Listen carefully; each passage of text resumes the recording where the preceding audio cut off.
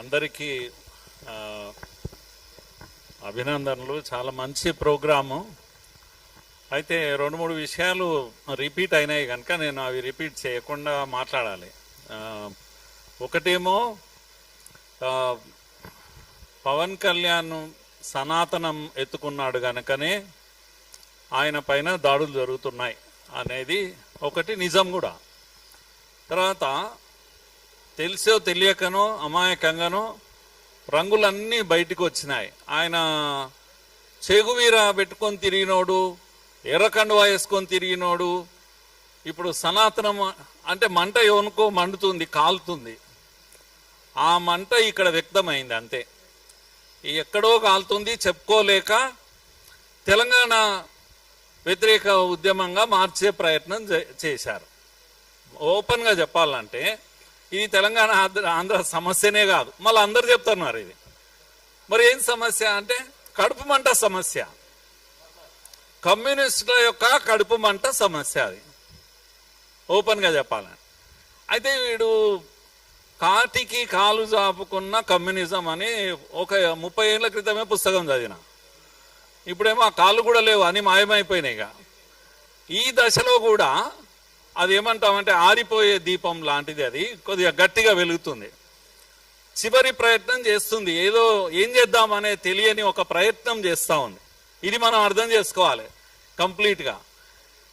రెండో విషయం ఏంటంటే ఈ చస్తున్న కమ్యూనిజము ఎవనో కానీ చంపి చావాలని చూస్తుంది కనుక దేశమంతా హిందుత్వ వేవ్ వస్తూ ఉంది కనుక అరే ఇక్కడి వరకు వచ్చేస్తుంది, బెంగాల్ అయిపోయింది, ఇంకా తెలంగాణకు వచ్చేటట్టుంది, ఏం చేయాలి అని ఆందోళన ఇదంతా కూడా. కనుక ఈ మొత్తం నరేటివ్స్ యొక్క వార్లో రాజకీయ పార్టీల ప్రమేయం లేనే లేదు. దీంట్లో కాంగ్రెస్ లేదు, సోకాళ్ళు తెలంగాణ కోసం అన్నటువంటి కేసీఆర్ వాయిస్ లేదు, ఎవరిది లేదు, చంద్రబాబు కూడా లేదు, ఎవరిది లేదు. మరి ఎవరిది అంటే రాజకీయాలకు అతీతమైన శక్తులు ఎవరికైతే చచ్చే సావు వచ్చిందో వాళ్ళ సమస్య ఇది. ఇప్పుడే కాదు ఇది, ఇంతమూలు మీరు చెప్పారు కదా చాలా క్లియర్గా. గో బ్యాక్ ఉద్యమాలు ఈ రాష్ట్రంలో చాలా వ్యూహాత్మకంగా చాలా ఇదిగా ప్లాన్ చేస్తూ ఉన్నారు, ప్రతి డిజైన్ చేస్తున్నారు ప్రోగ్రామ్స్. కనుక గో బ్యాక్ ఉద్యమాలు అన్నీ కూడా ఇవే, ఈ చచ్చిపోతున్న అంతరించిపోతున్న వామపక్షవాదుల యొక్క నస ఇది. కనుక ఈ ఉద్యమాలన్నీ డిజైన్ చేస్తూ ఉంటారు. ఒక మార్వాడైనా ఒక దళితుని కొట్టాడు, చలో ఇందులో నుంచి తీసుకొని ఒక ఉద్యమం చేయి, go back Marwari go back, వీడు గో బ్యాక్, వాడు గో బ్యాక్, ఇప్పుడేమో పవన్ కళ్యాణ్ గో బ్యాక్. నేనేమంటున్నా అంటే ఈ గో బ్యాక్ ఉద్యమాలలోనే సమస్య ఉంది, తెలంగాణకే సమస్య ఇది. తెలంగాణ వాదులందరూ, తెలంగాణ ప్రజలందరూ కూడా అలర్ట్ కావాల్సిన సమయం ఇది.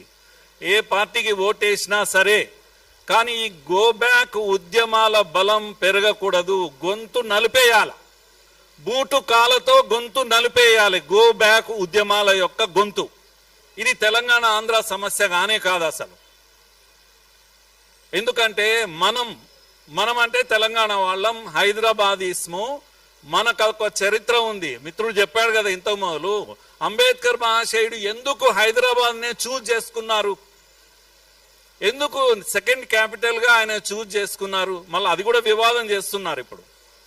ఎందుకంటే దేశంలో ఢిల్లీ తర్వాత అలాంటి కాస్మోపాలిటన్ కల్చర్ ఎవ్వరు, ఏ రాష్ట్రం వాళ్ళైనా ఏ దేశం వాళ్ళైనా కూడా నిశ్చింతగా ఇక్కడ బ్రతకొచ్చు అని ఇంతమూలు మిత్రుడు చెప్పారు కదా. లింగ్డో ఉదాహరణకు, నార్త్ ఈస్ట్ ఆయన ఎక్కడో ఆయన అదేంటి సిఈసి దీంట్లో పనిచేసి రిటైర్ అయితే ఆయన ఏడ హాయిగా ఉంటుందని వెతుకుంటూ వచ్చి ఈడ ఒక ఇల్లు కట్టుకొని ఈడ ఉన్నాడు.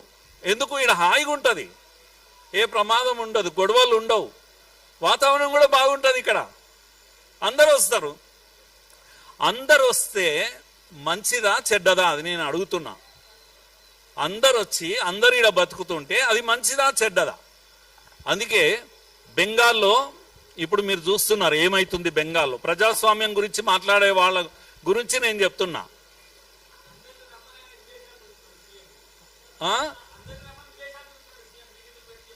చెప్తున్నారు. జ్యోతి బస్ తర్వాత ఎవరైనా మీరు బుద్ధదేవ్ ఇచ్చిన ఎలక్షన్ మేనిఫెస్టోలో ఏమన్నాడంటే, పరిశ్రమలు అన్ని కూడా ఇక్కడికి రాండి, మీకు మేము సెక్యూరిటీ ఇస్తాం, మా కార్మిక సంఘాల యాక్టివిటీని మూత పెడతామని చెప్పిండు. బెంగాల్లో ఈ అన్ని ఇండస్ట్రీస్ పరిగెత్తి వాపస్ వెళ్ళిపోతుంటే జ్యోతి బస్సు పాలనలో 20-25 ఏళ్ల తర్వాత సిపిఎం తీసుకున్న నిర్ణయం ఏంటంటే, అందరూ రాండి, మేము రక్షణ ఇస్తాం. ఎవరి నుంచి రక్షణ ఇస్తారు?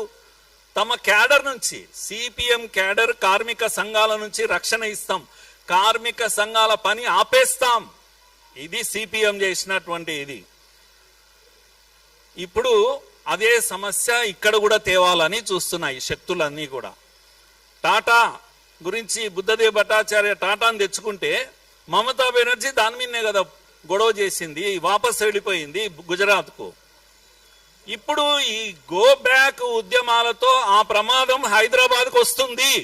మరో తెలంగాణ ఉద్యమం దీనిపైన చేయాలి మనం. ఏది? గో బ్యాక్ ఉద్యమాల పైన మనం. హైదరాబాద్కు సరోజిని నాయుడు వచ్చింది, ఇక్కడికి ఆడబిడ్డ లాగా ఇక్కడ బ్రతికింది, ఇక్కడనే పెళ్లి చేసుకున్నది, ప్రేమ పెళ్లి. రాజగోపాలాచారి ఆయన పేరు, నిజాం కాలేజీలో పనిచేస్తున్న ప్రొఫెసర్ను పెళ్లి చేసుకున్నది. గొప్ప రచయిత, గాన కోకిల కదా.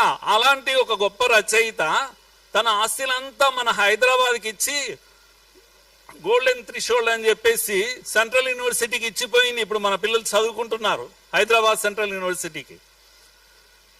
హైదరాబాద్ అందాల గురించి నేను ఆమె చదివిన కనుక చెప్తున్నా. ఈ మూసి అందాలు ఎంత బాగుండేవో ఆ రోజుల్లో ఆమె వర్ణిస్తుంది. మనం మూర్చొచ్చి పడిపోతాం, మూసి ఇంత అందంగా ఉండేదా అని. ఎవరిది? వీళ్ళంతా తెలంగాణ వాళ్ళు కాదు. మొదటి బిర్లా, శంకర్ నారాయణ బిర్లా స్టోరీలో చదివితే మీకు ఈ దేశానికి సంపద ఇచ్చిన బిర్లాలు, టాటాలు ఎవరినైతే మీరు ముద్ర వేశారో, దోపిడీదారులుగా ముద్రలు వేశారు ఈ కమ్యూనిస్టులు. ఆ వీధిలో నిలబడి మీరు చెప్పండి, దోపిడీదారులు ఎవరు అంటే టాటాలు, బిర్లాలు, ఇప్పుడైతే అంబానీలు, అదానీలు. ఇవన్నీ రైమింగ్ వర్డ్స్. ఈ కమ్యూనిస్టులు జనం నోట్లో పెడతారు ఇలాంటివి. కనుక శంకర్ నారాయణ బిర్లా ఇక్కడ వచ్చి ఉద్యోగం చేసుకున్నాడు, ఇక్కడ జ్యువెలరీ షాప్ లో పనిచేశాడు, డబ్బు సంపాదించుకున్నాడు.